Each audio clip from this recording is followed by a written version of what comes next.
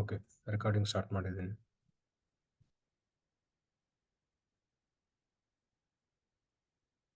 Okay. So ಹಾಗಾಗಿ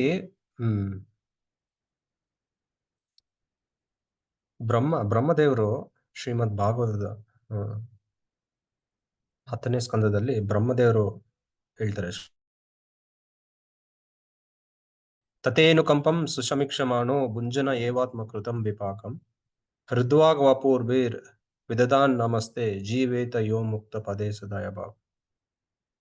ಶ್ರೀಲ ಪ್ರಭುಪಾದರಿಗೆ ಬ್ರಹ್ಮದೇವರು ಹೇಳಿರುವಂತ 10ನೇ ಸ್ಕಂದದ ಭಾಗವತದಲ್ಲಿರುವಂತ ಈ ಶ್ಲೋಕ ಅನ್ನೋದು ತುಂಬಾ ನೆನೆಸ್ಕೊಳ್ತಾ ಇದ್ರಂತೆ ಪ್ರಭುಪಾದರು. ಯಾಕೆಂದ್ರೆ ಬ್ರಹ್ಮದೇವರು ಹೇಳಿರುವಂತ ಒಂದು ಮಾತುಗಳು ಈ ಶ್ಲೋಕ. ಸೊ ಇಡೀ ಸೃಷ್ಟಿಯಲ್ಲಿ ಎಲ್ಲರನ್ನ ನಿಯಂತ್ರಣ ಮಾಡುವಂತ ಒಬ್ಬ ವ್ಯಕ್ತಿ ಯಾರು ಅಂದ್ರೆ ಬ್ರಹ್ಮ ಅಂತೆ. ಯಾಕೆಂದ್ರೆ ಬ್ರಹ್ಮ 2ನೆಯ ಸೃಷ್ಟಿಕರ್ತ. ಯಾಕೆಂದ್ರೆ ಬ್ರಹ್ಮ ನೇರವಾಗಿ ವಿಷ್ಣುವಿನ ನಾಭಿಯಿಂದ ಒಂದು ತಾವರೆಯ ಹೂವಿನ ಮೇಲೆ ಜನನ ಪಡಿತಾರೆ. ಬ್ರಹ್ಮನ ಜನನ ನಮ್ಮ ಜನನ ಆದಂಗಲ್ಲ. ಬ್ರಹ್ಮ ಜನನ ಆದಾಗ ಅಳ್ತಾ ಇರ್ಲಿಲ್ಲ ನಮ್ಮ ಹಾಗೆ ಹಾಸ್ಪಿಟ್ಲಲ್ಲಿ.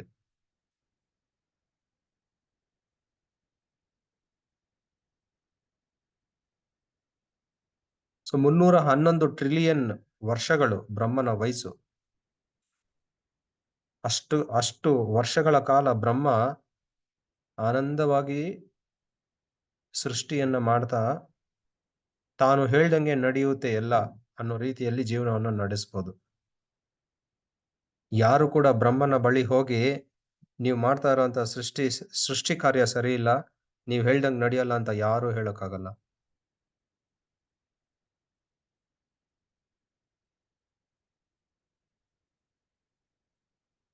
ಸೊ ಬ್ರಹ್ಮನ ಆಯುಷು 311 ಟ್ರಿಲಿಯನ್ ವರ್ಷಗಳು. ನಮ್ಮ ಆಯುಷು ಕೇವಲ 5 ನಿಮಿಷ ಕೂಡ ಬದುಕಿರ್ತೀವೋ ಇಲ್ಲ ಅಂತ ಕೂಡ ಗೊತ್ತಿಲ್ಲ.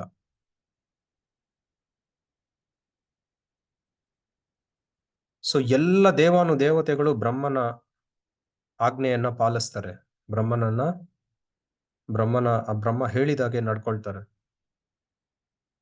ಸೊ ಇಂತಹ ಸ್ಥಿತಿಯಲ್ಲಿರುವಂತ ಬ್ರಹ್ಮ ಈ ತತೇನು ಕಂಪಂ ಸುಶಮಿಕ್ಷಮಾನೋ ಈ ಒಂದು ಶ್ಲೋಕವನ್ನ ಅಂದ್ರೆ ಪ್ರಾರ್ಥನೆಯನ್ನ 10ನೇ ಸ್ಕಂದದ ಭಾಗವತದಲ್ಲಿ ಹೇಳ್ತಾರೆ. ಅಂತಹ ಬ್ರಹ್ಮ. ಸೊ ಕೃಷ್ಣ ಬ್ರಹ್ಮನನ್ನ ಎಷ್ಟು ನಮ್ರತೆ ಮಾಡಿಸ್ತಾರೆ ಅಂದ್ರೆ ಅಷ್ಟು ನಮ್ರ ಮಾಡಿಸ್ಬಿಡ್ತಾರೆ ಬ್ರಹ್ಮನನ್ನ ಎಲ್ಲರ ಮುಂದೆ. ವೃಂದಾವನದಲ್ಲೂ ಕೂಡ ಅಷ್ಟೆ. ಎಲ್ಲರನ್ನ ಕದ್ದುಕೊಂಡು ಹೋದಾಗ ಗೋಪಾಲಕರನ್ನ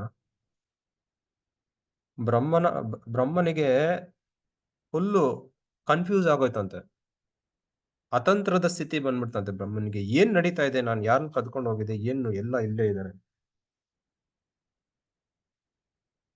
ಅಂದ್ರೆ ಬ್ರಹ್ಮ 2ನೆಯ ಸೃಷ್ಟಿಕರ್ತನಾಗಿ ಅಷ್ಟು ದೊಡ್ಡ ಸ್ಥಿತಿಯಲ್ಲಿದ್ರೂ ಕೂಡ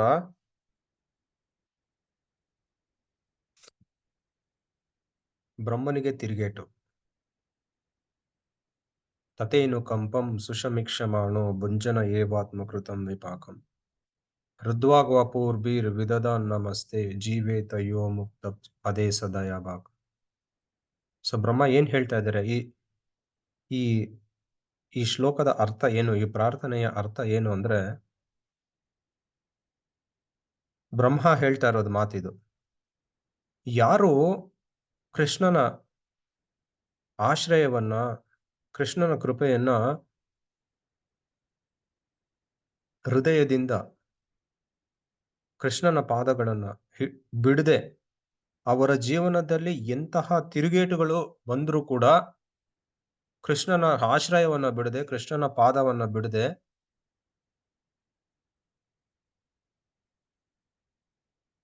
ನನಗೆ ಇನ್ನ ಜಾಸ್ತಿ ಕಷ್ಟ ಬರ್ಬೇಕಾಗಿತ್ತು, ನನಗೆ ಇನ್ನ ಜಾಸ್ತಿ ಸಮಸ್ಯೆ ಬರ್ಬೇಕಾಗಿರುತ್ತು, ನಾನು ದೊಡ್ಡ ಪಾಪಿ. ಆದ್ರೆ ಕೃಷ್ಣ ತುಂಬಾ ಕೃಪೆಯಿಂದ ಆ ಕಷ್ಟವನ್ನ ಕಡಿಮೆ ಮಾಡಿ ನನಗೆ ಕೊಟ್ಟಿದ್ದಾರೆ. ಅಂತ ಅನ್ಕೊಂಡು ಅವರು ಮಾಡೋಂಥ ಭಕ್ತಿ ಸೇವೆಯನ್ನ ಕೃಷ್ಣನಿಗೆ ಇನ್ನು ಹೆಚ್ಚು ಹೆಚ್ಚಾಗಿ ಮಾಡ್ಕೊಂಡು ಹೋಗ್ತಾರೋ ದಯಾಬಾಕ್. ದಯಾಬಾಕ್ ಅಂದ್ರೆ ಅವರಿಗೆ ಭಗವಂತನ ಧಾಮಕ್ಕೆ ಹೋಗೋ ಅಂತ ಹಕ್ಕು ಬರುತ್ತಂತೆ.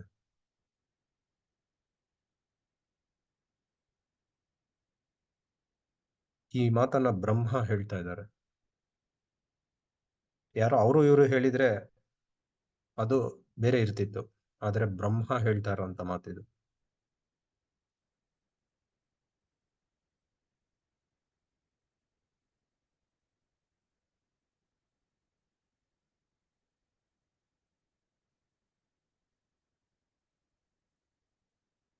ಸೊ ಉದಾಹರಣೆಗೆ ನಾವು ನದಿಯಲ್ಲಿ ಹೋಗ್ತೀವಿ. ನದಿಯಲ್ಲಿ ಹೋದಾಗ ಅಲೆಗಳು ಬರ್ತಾ ಇರುತ್ತೆ ಅಲೆಗಳು. ಸೊ ಅಲೆಗಳು ಬರ್ತಾ ಇರೋವಾಗ ಮೇಲೆ ಅಲೆಗಳು ಬದಲಾಗ್ತಾ ಇರುತ್ತೆ. ಒಂದೊಂದ್ ಸಲ ಒಂದೊಂದು ರೀತಿಯಾಗಿರುವಂತ ಅಲೆಗಳು ಬರ್ತಾ ಇರುತ್ತೆ.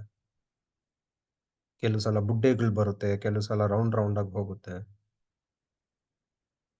ಕೆಲವು ಸಲ ಯಾವ್ದು ಹ್ಮ್. ಅಲೆಗಳೇ ಇರೋದಿಲ್ಲ. ಕೆಲವು ಸಲ ನೀರು ಎತ್ತಾಕುತ್ತೆ. ಈ ರೀತಿ. ಆದ್ರೆ ನಿಜಾಂಶ ಏನಂದ್ರೆ, ಆ ನದಿಯ ಕೆಳಗೆ ರಭಸ ಇದೆ. ನೀರಿನ ರಭಸ ಇದೆ.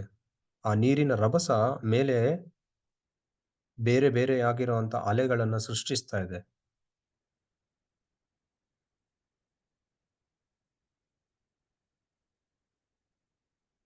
ಅದೇ ರೀತಿ ನಮ್ಮ ಜೀವನದಲ್ಲೂ ಕೂಡ, ಭೌತಿಕ ಜೀವನದಲ್ಲೂ ಕೂಡ ನಮಗೆ ಬೇರೆ ಬೇರೆ ರೀತಿಯಾಗಿರುವಂತ ಪರಿಸ್ಥಿತಿಗಳು ಬರ್ತಾ ಇರುತ್ತೆ. ಕೆಲವು ಸಲ ನ ಕೆಲವು ಸಮಯ ನಾವು ತುಂಬಾ ಅ ಯೌವನದಲ್ಲಿರ್ತೀವಿ. ಆಮ್, ನಮ್ಮ ದೇಹದಲ್ಲಿ ತುಂಬಾ ಶಕ್ತಿ ಇರುತ್ತೆ. ತುಂಬಾ ಆರೋಗ್ಯವಂತರಾಗಿರ್ತೀವಿ. ಕೆಲವು ಸಲ ನಮ್ಗೆ ರೋಗ ಬಂದ್ಬಿಡುತ್ತೆ. ಕೆಲವು ಸಲ ನಮ್ಮ ನಮ್ಮ ಬುದ್ಧಿಶಕ್ತಿ ಅನ್ನೋದು ತುಂಬಾ ಚುರುಕಾಗಿರುತ್ತೆ. ಮತ್ತೆ ನಮ್ಮ ನೆನಪಿನ ಶಕ್ತಿ ಅನ್ನೋದು ತುಂಬಾ ಚುರುಕಾಗಿರುತ್ತೆ. ಕೆಲವು ಸಲ ಅದು ಹೋಗ್ಬಿಡುತ್ತೆ. ಇನ್ನು ಕೆಲವು ಸಲ ಓಡಾಡಕ್ ಕೂಡ ಆಗದೆ ಆಗ್ಬಿಡುತ್ತೆ. ಇನ್ನು ಕೆಲವು ಸಲ ಇನ್ನು ಕೆಲವು ಸಲ ನಮ್ ಮುಂದೆ ಯಾರಿದ್ದಾರೆ ಅಂತ ಗುರುತಿಸೋದು ಕೂಡ ಕಷ್ಟ ಆಗ್ಬಿಡುತ್ತೆ ನಮ್ಗೆ. ಇನ್ನೊಂದ್ ಕಡೆ ನೋಡಿದ್ರೆ ಕೆಲವರು ಹೋಗಿ ದೊಡ್ಡ ದೊಡ್ಡ ಒಲಿಂಪಿಕ್ಸ್ ಇದ್ರಲ್ಲಿ ಹೋಗ್ಬಿಟ್ಟು ಆಮ್, ಕ್ರೀಡೆಗಳನ್ನ ಆಡಿ ವರ್ಲ್ಡ್ ಕಪ್ ಗೆದ್ಕೊಂಡ್ ಬರ್ತಾ ಇರ್ತಾರೆ. ಕೆಲವು ಸಲ ಜನರು ನಮ್ಮನ್ನ ಪ್ರೀತಿಸ್ತಾರೆ. ಕೆಲವು ಸಲ ಜನರು ನಮ್ಮನ್ನ ತ್ಯಜಿಸ್ತಾರೆ. ಇದು ಕಾಲದ ಚಕ್ರದಲ್ಲಿ ಇದು ಹೋಗ್ತಾ ಇರುತ್ತೆ ಇದೆಲ್ಲ.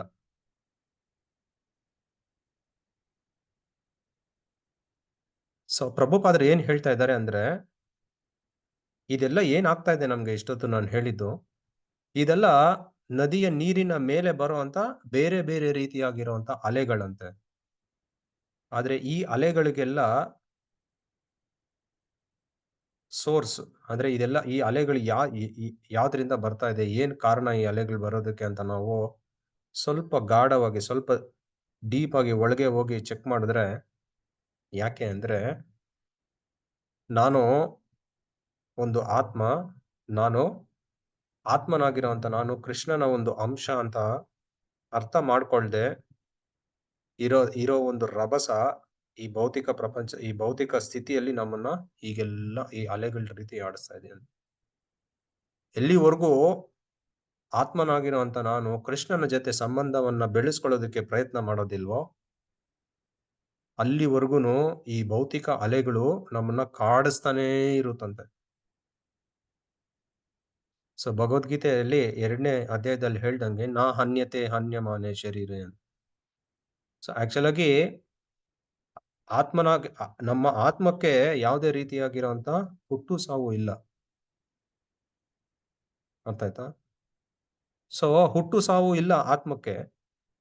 ಆದ್ರೆ ಈ ಭೌತಿಕ ಅ ಈ ಭೌತಿಕ ಜೀವನದಲ್ಲಿ ನಾವು ಅನುಭವಿಸ್ತಾ ಇರುವಂತ ಈ ಅಲೆಗಳೇನಿದೆ, ಈ ಅಲೆಗಳೆಲ್ಲ ಹೇಗೆ ಅಂದ್ರೆ ಕೇವಲ ನದಿಯ ಇದು ಮೇಲೆ ಮೇಲ್ಮೇಲೆ ಇರುವಂತ ಅಲೆಗಳಿದೆಲ್ಲ.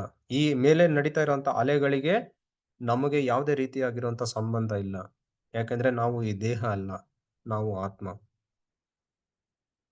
ಸೊ ಹಾಗಾಗಿ ಈ ಅಲೆಗಳಲ್ಲೇ ಸಿಕ್ಕಾಕೊಂಡು ಒದ್ದಾಡೋದಕ್ಕಿಂತ ನಾವು ನದಿಯ ನೀರಿನ ಒಳಗೆ ಹೋಗ್ಬೇಕು.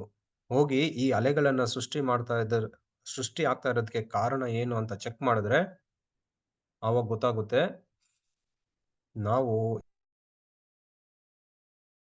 ಭೌತಿಕ ಅಲೆಗಳಲ್ಲಿ ಸಿಕ್ಕಾಕೊಂಡು ಒದ್ದಾಡ್ತಾ ಇರೋದೆಲ್ಲ ಸುಮ್ನೆ ಟೈಮ್ ವೇಸ್ಟು ಅಂತ. ಸೊ ಹಾಗಾಗಿ ಕೃಷ್ಣ ಏನ್ ಮಾಡ್ತಾರೆ ಅಂದ್ರೆ, ಕೃಷ್ಣ ನಮ್ಮನ್ನ ಈ ನದಿಯ ನೀರಿನ ಒಳಗೆ ಕರ್ಕೊಂಡು ಹೋಗೋದಕ್ಕೆ ಪ್ರಯತ್ನ ಮಾಡ್ತಾರೆ. ಏನು? ಸಮಸ್ಯೆಗಳನ್ನ ಕೊಟ್ಟು, ತಿರುಗೇಟುಗಳನ್ನ ಕೊಟ್ಟು. ಸೊ ಕೃಷ್ಣ ಏನಕ್ಕೆ ತಿರುಗೇಟು ಕೊಡೋದು ಅಂದ್ರೆ, ನಾವು ನದಿ ನೀರಿನ ಮೇಲೇನೆ ಒದ್ದಾಡ್ತಾ ಇರ್ತೀವಿ. ಸೊ ಅಲ್ಲಿಂದ ಒಳಗಡೆ ಕರ್ಕೊಂಡು ಹೋಗ್ಬೇಕಲ್ಲ. ಯಾರು ಕರ್ಕೊಂಡು ಹೋಗೋದು? ಕೃಷ್ಣ ಕರ್ಕೊಂಡು ಹೋಗ್ತಾರೆ. ಹೇಗೆ?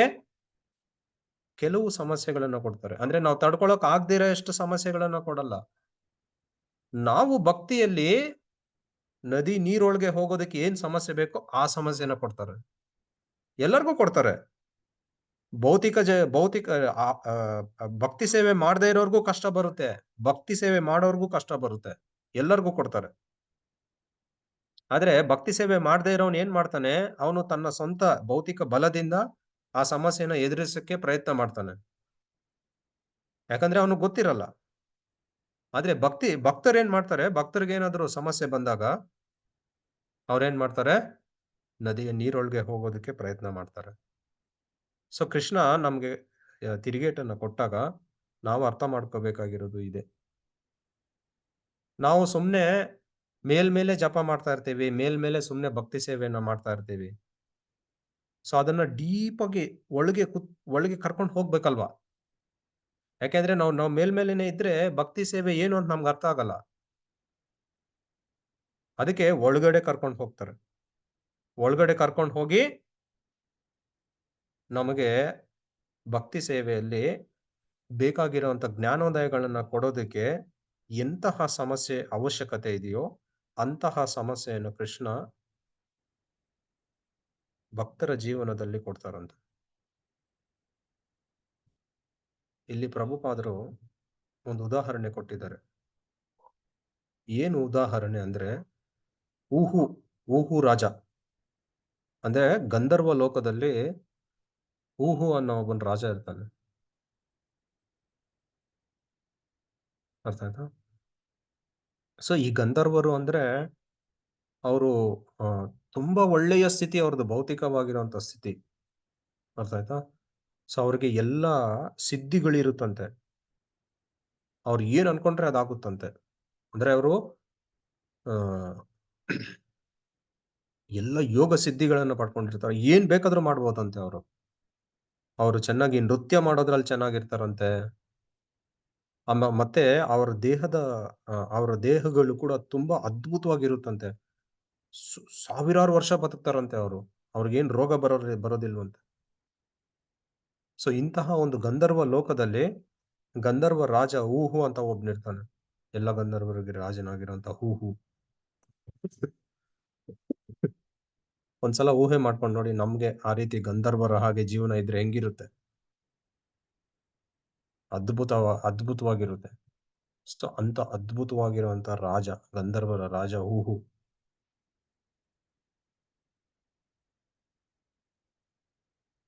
ಸೊ ಅಂತಹ ಊಹು ರಾಜನಿಗೆ ದೇವಲ ಋಷಿ ಬರ್ತಾನೆ. ದೇವಲ ಋಷಿ ಬಂದು ಶಾಪ ಕೊಟ್ಬಿಡ್ತಾನೆ. ಏನಂತ? ನೀನು ಮೊಸಳೆ ಆಗು ಅಂತ. ಒಂದ್ಸಲ ಊಹೆ ಮಾಡ್ಕೊಂಡು ನೋಡಿ. ಗಂಧರ್ವ ರಾಜ ಗಂಧರ್ವ ಲೋಕದಲ್ಲಿ ರಾಜನಾಗಿದ್ದವನು, ಅಂದ್ರೆ ಗಂಧರ್ವರ ರಾಜ ಆಗಿರುವಂತವನು, ಅದ್ಭುತವಾಗಿ ಸುಂದರವಾಗಿರುವಂತ ರಾಜ ನೆಕ್ಸ್ಟ್ ಕ್ಷಣದಲ್ಲಿ ಮೊಸಳೆ ಆಗ್ತಾನೆ. ಮೊಸಳೆಗಳೇನ್ ನೋಡೋದಕ್ ಚೆನ್ನಾಗಿರಲ್ಲ, ಸುಂದರವಾಗಿರುವಂತದ್ದಲ್ಲ ಮೊಸಳೆಗಳು. ಮೊಸಳೆಗಳು ನೋಡಿದ್ರೆ ಎಲ್ಲರೂ 10 ಕಿಲೋಮೀಟರ್ ದೂರ ಇರ್ತಾರೆ.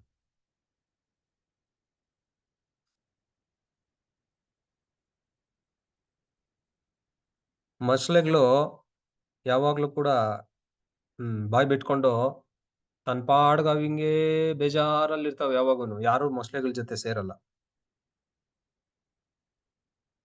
ಅಂದ್ರೆ ಆ, ಆ ಮೊಸಳೆಗಳು ಒಂದಕ್ಕೊಂದು ಚೆನ್ನಾಗಿ ಗೆಳೆತನದಲ್ಲಿ ಆರಾಮಾಗಿ ಮಾತಾಡ್ಕೊಂಡು ಜೀವನ ನಡೆಸಲ್ಲ ಅದು.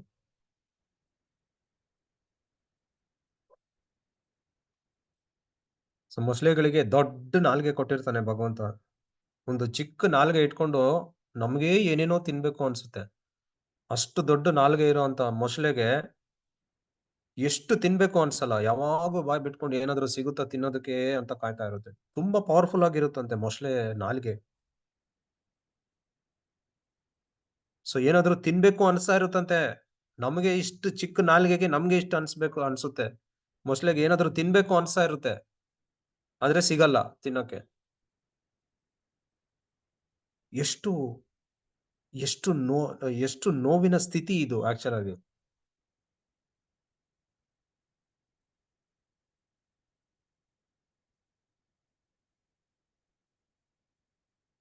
ಸೊ ಪ್ರಭುಪಾದರು ಹೇಳ್ತಾ ಇದ್ದಾರೆ, 10ನೇ ಸ್ಕಂದದಲ್ಲಿ ಸುಖದೇವ್ ಗೋಸ್ವಾಮಿಗಳು ಹೇಳ್ತಾ ಇದ್ದಾರಂತೆ ಪರೀಕ್ಷಿತ್ ಮಹಾರಾಜರಿಗೆ, ಹೂಹು ಗಂಧರ್ವರ ರಾಜನಾಗಿದ್ದಂತ ಹೂಹು ಈಗ ಮೊಸಳೆ ಆಗಿದ್ದಾನೆ ದೇವಲ ಋಷಿ ಕೊಟ್ಟಿದ್ದಂತ ಶಾಪದಿಂದ.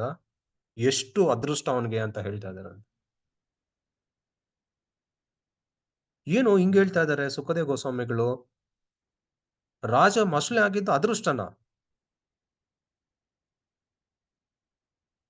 ಆದ್ರೆ ನಾವು ಭಕ್ತಿಯ ದೃಷ್ಟಿಯಿಂದ ನೋಡಿದಾಗ ಇದು ಮಹಾ ಅದೃಷ್ಟನೇ.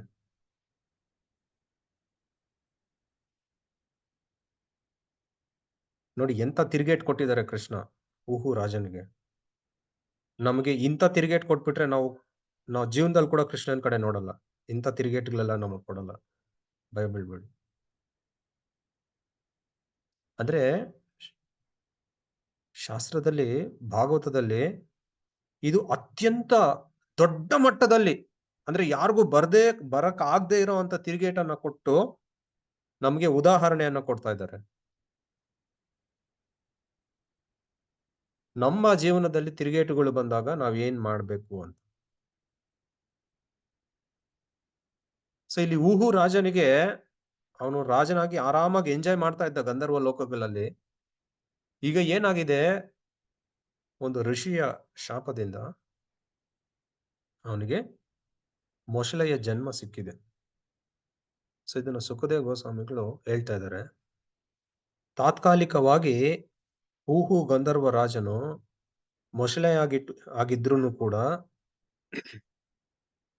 ಅದು ಅವನಿಗೆ ತುಂಬಾ ಒಳ್ಳೆಯದೇ. ಯಾಕೆ ಅಂದ್ರೆ ರಾಜನಾಗೆ ಉಳ್ದಿದ್ರೆ ಅವನಿಗೆ ಎಷ್ಟೋ ಸಾವಿರಾರು ಜನ್ಮಗಳು ಬೇಕಾಗಿತ್ತು ಏನೋ ಕೃಷ್ಣನ ಬಳಿ ಹೋಗೋದಕ್ಕೆ. ಆದ್ರೆ ಈಗ ಮೊಸಳೆ ಆಗಿದ್ದಕ್ಕೆ ಒಂದೇ ಒಂದು ಜನ್ಮದಲ್ಲಿ, ಕೇವಲ ಒಂದು ಜನ್ಮದಲ್ಲಿ ಭಗವಂತನನ್ನ ನೋಡುವಂತ ಅದೃಷ್ಟ ಈ ಹೂಹು ರಾಜನಿಗೆ ಮೊಸಳೆಯ ರೂಪದಲ್ಲಿ ಬಂದಿದೆ.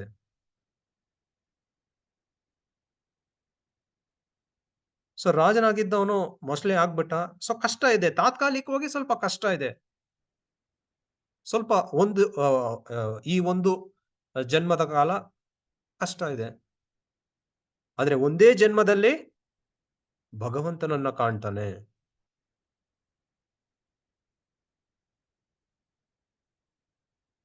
ಪ್ರಭು ಈ ಅದೇ ಮೊಸಳೆನೆನಾ ಆನೆ ಕಾಲಿಡ್ಕೊಳ್ಳೋದು?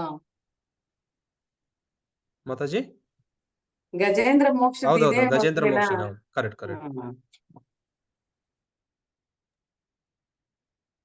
ಓಕೆ. ಸೊ ಹಾಗೆ ಬಂದು ಒಂದು ಕೊಳದಲ್ಲಿ ವಾಸಿ ಮಾಡ್ತಾನೆ. ಅಲ್ಲಿ ಗಜೇಂದ್ರ ಬರ್ತಾನೆ.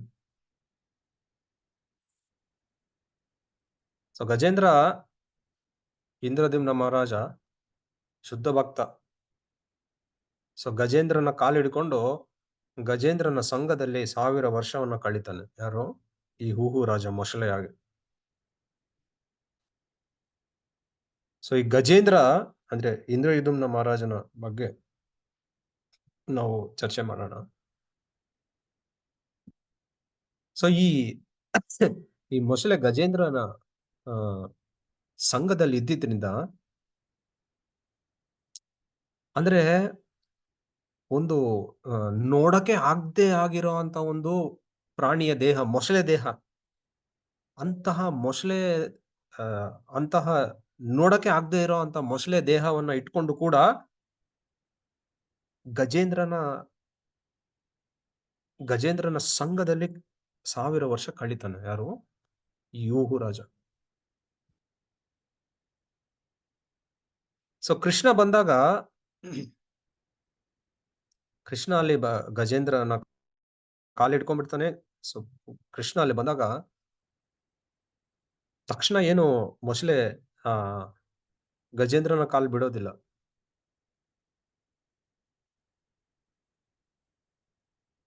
ಅರ್ಥ ಆಯ್ತಾ? ಸೊ ಕೃಷ್ಣ ಸುದರ್ಶನ ಚಕ್ರವನ್ನ ತೆಗೆದು ಆ ಮೊಸಳೆ ಬಾಯನ್ನ ಕಟ್ ಮಾಡಿದಾಗ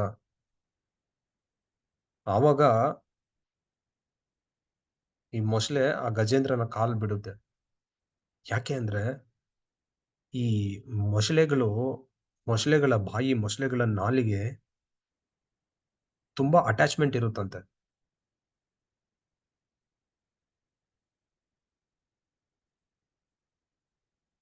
ನೋಡಿ ಕೃಷ್ಣನ ಪ್ಲಾನ್ ಎಷ್ಟು ಚೆನ್ನಾಗಿದೆ ಅಂತ.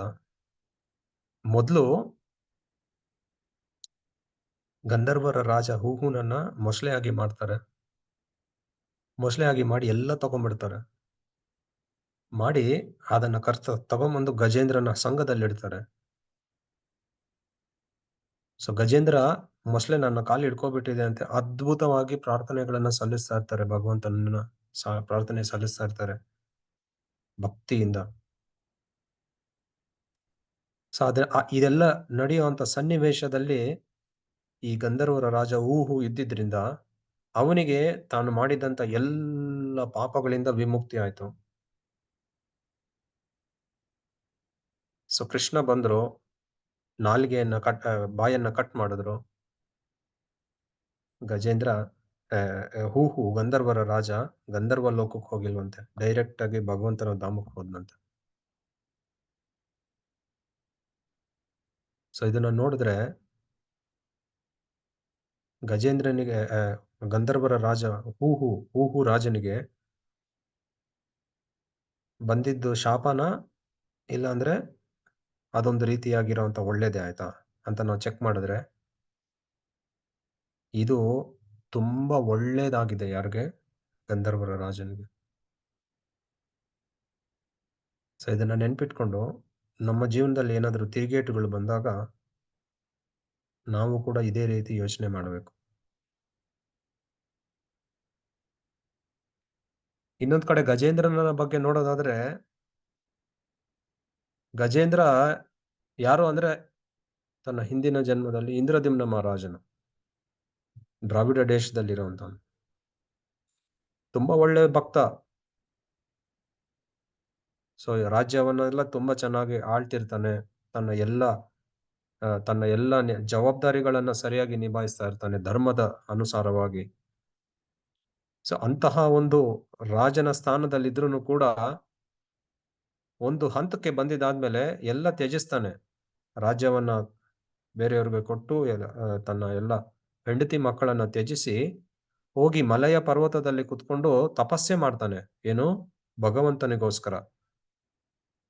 ಸೊ ಎಷ್ಟು ಜನ ಈಗಿನ ರಾಜಕಾರಣಿಗಳು ಇದನ್ನ ಮಾಡೋದಕ್ಕೆ ರೆಡಿ ಆಗಿದ್ದಾರೆ. ಸೊ ಅಲ್ಲಿ ಹೋಗಿ ತಪಸ್ಸೆಗಳನ್ನ ಮಾಡ್ತಾನೆ, ಉಪವಾಸಗಳನ್ನ ಮಾಡ್ತಾನೆ. ಒಂದಿನ ಏನಾಗುತ್ತೆ, ತುಂಬಾ ಧ್ಯಾನದ ತುಂಬಾ ಕೃಷ್ಣನ ಧ್ಯಾನ ಸ್ಥಿತಿಯಲ್ಲಿ ಹೋಗಿರ್ತಾನೆ ಇಂದ್ರದ್ಯುಮ್ನ ಮಹಾರಾಜನು. ಅಲ್ಲಿಗೆ ಅಗಸ್ತ್ಯ ಮುನಿ ಬರ್ತಾರೆ. ಸೊ ಅಗಸ್ತ್ಯ ಮುನಿ ಬಂದಾಗ, ಸೊ ಋಷಿ ಮುನಿಗಳು ಬಂದಾಗ ಅವರನ್ನ ಕರಿಬೇಕು, ಕೂರಿಸ್ಬೇಕು, ಅವ್ರಿಗೆ ಪ್ರಸಾದವನ್ನ ಕೊಡ್ಬೇಕು. ಸಾಧು ಸತ್ಪುರುಷರು ಬಂದಾಗ ಸೊ ಅವರನ್ನ ಕೂರಿಸಿ ಒಂದೆರಡು ಒಳ್ಳೆ ಮಾತುಗಳನ್ನ ಮಾತಾಡಿ ಅವ್ರಿಗೆ ಪ್ರಸಾದವನ್ನ ಕೊಟ್ಟು, ಅದು ನಮ್ದು ಒಂದು ಸಂಸ್ಕೃತಿ. ಸೊ ಇಲ್ಲೇನಾಗಿದೆ, ಇಂದ್ರದ್ಯುಮ್ನ ಮಹಾರಾಜನು ಅವನು ಪೂರ್ತಿ ಕೃಷ್ಣನ ಧ್ಯಾನದ ಸ್ಥಿತಿಯಲ್ಲಿದ್ದಾನೆ. ಅಗಸ್ತ್ಯ ಮುನಿ ಬಂದಿದ್ದು ಗೊತ್ತಾಗೇ ಇಲ್ಲ. ಸೊ ಅಗಸ್ತ್ಯ ಮುನಿ ಏನ್ ಮಾಡಿದ್ರು? ಶಾಪ ಕೊಟ್ಬಿಟ್ರು. ಏನಂತ? ನೀನು ಆನೆಯಾಗುಟ್ಟು ಅಂತ. ಇಲ್ಲಿ ನೋಡು. ಅಂದ್ರೆ ಇಂದ್ರದ್ಯುಮ್ನ ಮಹಾರಾಜನ್ ಗೊತ್ತೇ ಇಲ್ಲ ಅಗಸ್ತ್ಯ ಮುನಿ ಬಂದಿರೋದು. ಏನು ತಪ್ಪೇ ಇಲ್ಲ, ಆದ್ರೂ ಕೂಡ ಅಗಸ್ತ್ಯ ಮುನಿ ಶಾಪ ಕೊಟ್ಬಿಟ್ರು. ಇದು ನೋಡಿ ಎಂತ ವಿಚಿತ್ರ ಇದು. ರಾಜ ಏನಾದ್ರೂ ತಪ್ಪು ಮಾಡಿ ಶಾಪ ಕೊಟ್ಟಿದ್ರೆ ಅದೊಂದು ರೀತಿ ಇರ್ತಾ ಇತ್ತು, ಅದಕ್ಕೊಂದು ಅರ್ಥ ಇರ್ತಾ ಇತ್ತು. ಆದ್ರೆ ಇಲ್ಲಿ ರಾಜನಿಗೆ ಗೊತ್ತೇ ಇಲ್ಲ ಅಗಸ್ತ್ಯ ಮುನಿ ಬಂದಿರೋದು, ಶಾಪ ಬಂದ್ಬಿಡ್ತು. ಎಂತಹ ಶಾಪ! ರಾಜನಾಗಿರೋಂತ ಇಂದ್ರದ್ಯುಮ್ನ ಮಹಾರಾಜನು ಆನೆಯಾಗಿ ಹುಟ್ಟೋ ಅಂತ ಶಾಪ ನೋಡಿ, ಎಂತ ತಿರುಗೇಟಿದು.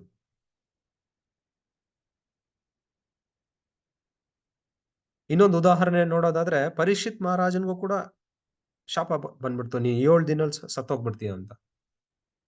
ಅದೇ ಪರೀಕ್ಷಿತ್ ಮಹಾರಾಜನ ಕೇಸಲ್ಲಿ ಸ್ವಲ್ಪ ತಪ್ಪನ್ನೋದಿತ್ತು. ಅಂದ್ರೆ ಒಂದು 2-3 ನಿಮಿಷಗಳ ಕಾಲ ಅವರು ಒಳಗಾಗಿದ್ರಿಂದ ಋಷಿಮುನಿಯ ಮಗ ಶಾಪ ಕೊಟ್ಬಿಡ್ತಾನೆ. ಆದ್ರೆ ಇಲ್ಲಿ ಇಂದ್ರದ್ಯುಮ್ನ ಮಹಾರಾಜ ಏನು ತಪ್ಪೇ ಮಾಡ್ಲಿಲ್ಲ, ಏನು ತಪ್ಪು ಮಾಡ್ಲಿಲ್ಲ. ಆದ್ರೆ ಆನೆಯಾಗಿ ಹುಟ್ಟುವಂತ ಶಾಪ ಬಂತು ಅಗಸ್ತ್ಯ ಮುನಿಗಳಿಗೆ. ಸೊ ಇಡೀ ಜೀವನವನ್ನ ರಾಜನಾಗಿ ಮೆರೆದಂತ ಜೀವನವನ್ನ, ರಾಜನಾಗಿದ್ದು ಹೋಗಿ ವರ್ಷಾನುಗಟ್ಲೆ ಕಾಲ ತಪಸ್ಸೆ ಮಾಡಿ ಇನ್ನೇನು ಕೆಲವೇ ವರ್ಷಗಳಲ್ಲಿ ಭಗವಂತನ ಬಳಿ ಹೋಗುವಂತ ಒಂದು ಸಮಯದಲ್ಲಿ ಇಂತಹ ತಿರುಗೇಟು ಇಂದ್ರದ್ಯುಮ್ನ ಮಹಾರಾಜನಿಗೆ ಆನೆಯಾಗಿ ಹುಟ್ಟುವಂತ ಒಂದು ತಿರುಗೇಟು ಬಂತು. ಅಂದ್ರೆ ಎಲ್ಲ ಹ್ಯಾಪಿಯಾಗಿ ಎಲ್ಲ ಮುಗಿಸ್ಕೊಂಡು ಹೋಗುವಂತ ಟೈಮಲ್ಲಿ ಶಾಪ ಬರುತ್ತೆ. ಆದ್ರೆ ಮುಖ್ಯವಾಗಿ ಅರ್ಥ ಮಾಡ್ಕೊ, ಅತಿ ಮುಖ್ಯವಾಗಿರುವಂತ ಸಂಗತಿ ಇಲ್ಲಿ ಬರುತ್ತೆ. ಈ ಶಾಪ ಕೊಟ್ಟಿದಾದ್ಮೇಲೆ ಇಂದ್ರದ್ಯುಮ್ನ ಮಹಾರಾಜನ ಹೇಗೆ ಯೋಚನೆ ಮಾಡ್ತಾನೆ ಅನ್ನೋದ್ರಲ್ಲೇ ನಮ್ಮ ಕಲಿಕೆ ಇರೋದು, ನಮ್ಮ ಪಾಠ ಇರೋದು. ಸೊ ಇಂದ್ರದ್ಯುಮ್ನ ಮಹಾರಾಜ ಏನ್ ಮಾಡ್ದಂತೆ ಗೊತ್ತಾ? ಈ ಶಾಪ ಅಗಸ್ತ್ಯ ಮುನಿ ಕೊಟ್ಟಿದಾದ್ಮೇಲೆ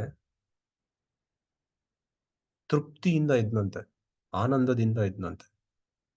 ಯಾಕಂದ್ರೆ ಇಂದ್ರದ್ಯುಮ್ನ ಮಹಾರಾಜನ್ಗೆ ಗೊತ್ತಿತ್ತಂತೆ, ಏನಂತ ಅಂದ್ರೆ ಯಾವುದೇ ಒಂದು ತಿರುಗೇಟು ಆದಷ್ಟು ಕತೆ ಆಗೋದಿಲ್ಲ. ಅಕಸ್ಮಾತ್ ಆಗಿ ಯಾವುದೇ ಒಂದು ತಿರುಗೇಟು ಆಗೋದಕ್ಕೆ ಸಾಧ್ಯನೇ ಇಲ್ಲ.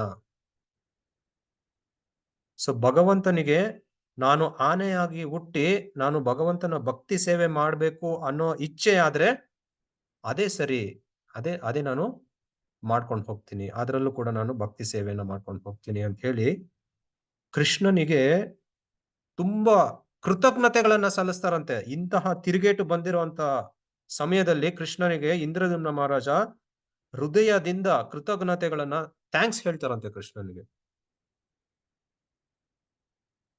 ಆಕ್ಚುಲ್ ಆಗಿ ನಿಜವಾಗಿ ನೋಡೋದಾದ್ರೆ ನನ್ಗೆ ಇನ್ನ ಹೆಚ್ಚು ಶಾಪಗಳನ್ನ ಕೊಡ್ಬೇಕಾಗಿತ್ತು, ಆದ್ರೆ ಕೃಷ್ಣ ಸ್ವಲ್ಪ ಕೊಟ್ಟಿದ್ದಾರೆ ನನ್ಗೆ, ಆನೆಯಾಗುಟ್ಟೋದಕ್ಕಷ್ಟೇ ಅಲ್ವಾ.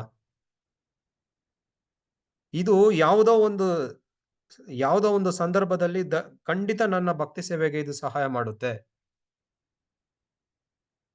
ಅಂತ ಹೇಳಿ ಕೃಷ್ಣನ ಕಡೆಗೆ ಆ ಕೃತಜ್ಞತೆ ಅನ್ನೋದು ಇಂದ್ರದ್ಯುಮ್ನ ಮಹಾರಾಜನಿಗೆ ತುಂಬಾ ಹೆಚ್ಚಾಗುತ್ತಂತೆ. ಸೊ ಈ ಹೃದಯವನ್ನ ನೋಡಿ, ಈ ಮನಸ್ಥಿತಿಯನ್ನ ನೋಡಿ ಕೃಷ್ಣನಿಗೆ ತುಂಬಾ ಸಂತೃಪ್ತಿ ಆಯ್ತಂತೆ. ಸಂತೃಪ್ತಿಯಾಗಿ ಆ ಕ್ಷಣದಲ್ಲೇ ಕೃಷ್ಣನೇ ಡಿಸೈಡ್ ಮಾಡ್ಬಿಟ್ರಂತೆ, ಇಂದ್ರದ್ಯುಮ್ನ ಮಹಾರಾಜ ನನ್ನ ಬಳಿ ಬರ್ತಾನೆ ಗ್ಯಾರಂಟಿ ಅಂತ. ಆದ್ರೆ ಏನಂದ್ರೆ ಕೃಷ್ಣ ಇದನ್ನೆಲ್ಲ ಏನ್ ಮಾಡ್ತಾರೆ ಅಂದ್ರೆ, ಒಬ್ಬ ಡೈರೆಕ್ಟರ್ ಎಲ್ಲ ಸೆಟ್ ಮಾಡ್ತಾರಲ್ವಾ, ಆ ರೀತಿ ಸೆಟ್ ಮಾಡ್ತಾ ಇದ್ದಾರಂತೆ ಈ ಗಜೇಂದ್ರ ಮೋಕ್ಷದ ಲೀಲೆಯನ್ನು.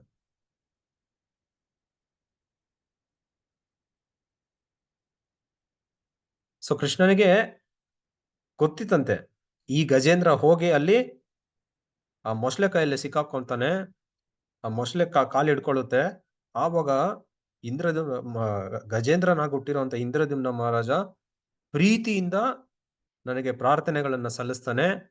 ಆವಾಗ ನಾನು ಇಂದ್ರದ್ಯುಮ್ನ ಮಹಾರಾಜನನ್ನ ನನ್ನ ಧಾಮಕ್ಕೆ ಕರ್ಕೊಂಡು ಹೋಗ್ತೀನಿ ಅಂತ. ಇದು ಮಾಡೋದ್ರ ಮೂಲಕ ಇಡೀ ಇಡೀ ಸೃಷ್ಟಿಗೆ, ಇಡೀ ಈ ಭೌತಿಕ ಸೃಷ್ಟಿಗೆ ಒಂದು ಉದಾಹರಣೆಯನ್ನ ನಾನು ಸೆಟ್ ಮಾಡಬೇಕು ಅಂತಿದ್ದೀನಿ ಅಂತ ಕೃಷ್ಣನ ಪ್ಲಾನ್.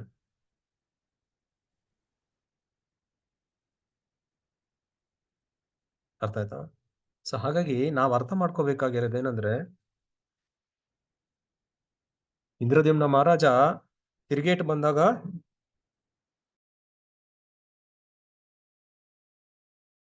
ಕೃಷ್ಣನಿಗೆ ಥ್ಯಾಂಕ್ಸ್ ಹೇಳ್ತಾನೆ ಈ ತಿರುಗೇಟು ಕೊಟ್ಟಿದ್ದಕ್ಕೆ.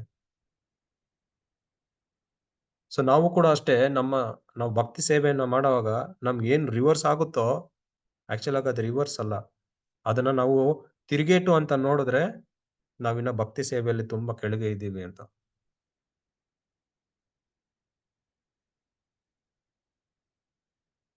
ಸೊ ಯಾವಾಗ್ಲೂ ಏನೇ ಒಂದು ತಿರುಗೇಟು ಬಂದಾಗ ಇದು ಭಗವಂತನ ಕೃಪೆ, ಭಗವಂತನ ಪ್ಲಾನ್ ಪ್ರಕಾರ ಇದು ನಡೀತಾ ಇದೆ. ಸೊ ನಾನಿರೋ ಅಂತ ಈಗಿನ ಪರಿಸ್ಥಿತಿಗೆ ನಾನು ಭಕ್ತಿ ಸೇವೆಯಲ್ಲಿ ಆಳವಾಗಿ ಹೋಗೋದಕ್ಕೆ ನನಗೆ ಬೇಕಾಗಿರುವಂತ ಸರಿಯಾದ ತಿರುಗೇಟನ್ನ ಕೃಷ್ಣ ಕೊಟ್ಟಿದ್ದಾರೆ ಅಂತ ಹೇಳಿ ಭಗವಂತನಿಗೆ ಇನ್ನೂ ಹೆಚ್ಚು ಕೃತಜ್ಞತೆಗಳನ್ನ ಹೇಳಿ, ಇನ್ನೂ ಹೆಚ್ಚು ಆಳವಾಗಿ ಕೃಷ್ಣನ ಜೊತೆ ನಾವು ನಮ್ಮ ಸಂಬಂಧವನ್ನ ಏರ್ಪಡಿಸ್ಕೊಳ್ಳಿಕ್ಕೆ ಕೃಷ್ಣ ನಮ್ಗೆ ತಿರುಗೇಟುಗಳನ್ನ ಕೊಡ್ತಾರೆ.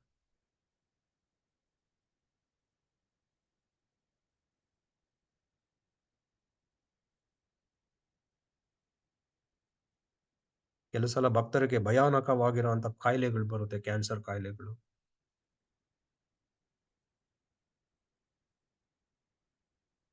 ಇನ್ನು ಏನೇನೋ ಕಾಯಿಲೆಗಳು ಬರುತ್ತೆ.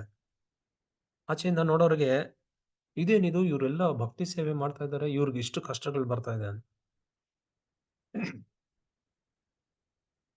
ಆದ್ರೆ ಸತ್ಯಾಂಶ ಏನಂದ್ರೆ, ಭಕ್ತರ ಜೀವನದಲ್ಲಿ ಬರುವಂತ ಪ್ರತಿಯೊಂದು ಕಷ್ಟ ಕೂಡ ಕೃಷ್ಣನ ಕಡೆಗೆ ಹೆಚ್ಚು ಹೆಚ್ಚು ಕರ್ಕೊಂಡು ಹೋಗುತ್ತೆ. ಸೊ ಪ್ರಾರಂಭದ ಹಂತದಲ್ಲಿ ಕಷ್ಟ ಬಂದಾಗ ಇದೇನಪ್ಪ ಇದು ಈ ತರ ಆಗೋಯ್ತು ಅಂತ ಅನ್ಸುತ್ತೆ. ಆದ್ರೆ ನಾವು ಹೋಗ್ತಾ ಹೋಗ್ತಾ ಕೃಷ್ಣನಿಗೆ ಥ್ಯಾಂಕ್ಸ್ ಹೇಳ್ತೀವಿ. ಸೊ 3 ಪಂಗಡಗಳಿರ್ತಾರೆ ಭಕ್ತರಲ್ಲೂ ಕೂಡ. ಏನು 3 ಪಂಗಡಗಳು ಅಂದ್ರೆ, ನಮ್ಗೇನಾದ್ರು ತಿರುಗೇಟ್ ಬಂದಾಗ ನಾವು ಆ ತಿರುಗೇಟಿನ ವಿರುದ್ಧ ನಮ್ಮ ಸ್ವಂತ ಶಕ್ತಿಯಿಂದ ಓಡಾಡೋದು. ಎರಡನೇದು, ನಾನು ಕೃಷ್ಣನ ಭಕ್ತಿ ಸೇವೆ ಮಾಡ್ತಾ ಇದ್ದೀನಿ, ಆದ್ರೂ ಕೂಡ ಕೃಷ್ಣ ಕೊಟ್ಬಿಟ್ಟ ಅಂತ ಕೃಷ್ಣನನ್ನ ಬೈಯೋದು.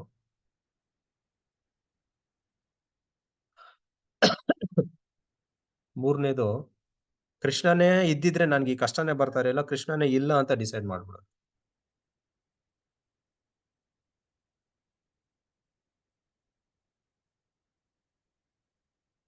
ಸೊ ನಾವು ಯಾವ ಪಂಗಡದಲ್ಲಿ ಸೇರ್ಬೇಕು ಅನ್ನೋದು ನಾವು ಡಿಸೈಡ್ ಮಾಡ್ಕೋಬೇಕು.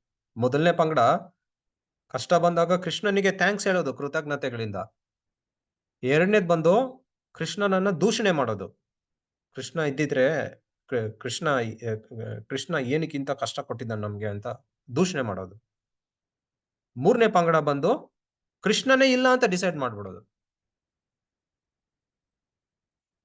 ಆದ್ರೆ ಕೆಲವು ಸಲ ಏನಾಗುತ್ತೆ, ನಾವು ಭಕ್ತಿ ಸೇವೆಯನ್ನ ಸ್ವಲ್ಪ ಸಿನ್ಸಿಯರ್ ಆಗಿ ಸೀರಿಯಸ್ ಆಗಿ ಮಾಡ್ತಾ ಇದ್ರೆ, ಕಷ್ಟ ಬಂದಾಗ ಸ್ಟಾರ್ಟಿಂಗ್ ಅಲ್ಲಿ ಅಯ್ಯೋ ಏನಪ್ಪಾ ಕೃಷ್ಣ ಹಿಂಗ್ ಮಾಡ್ತಾ ಇದ್ದೆ ನೀನು ಅಂತ ಅನ್ಸುತ್ತೆ.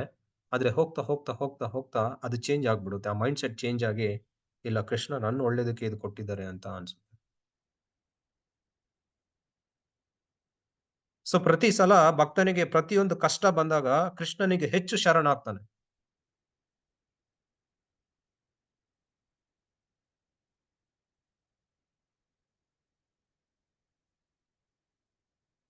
ಅರ್ಥ ಆಯ್ತಾ?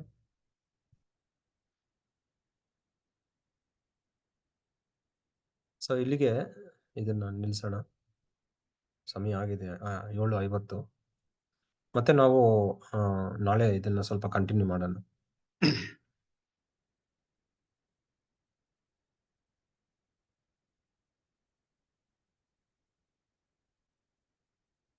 ಓಕೆ, ಅರ್ಥ ಆಯ್ತಾ ಎಲ್ಲರಿಗೂ?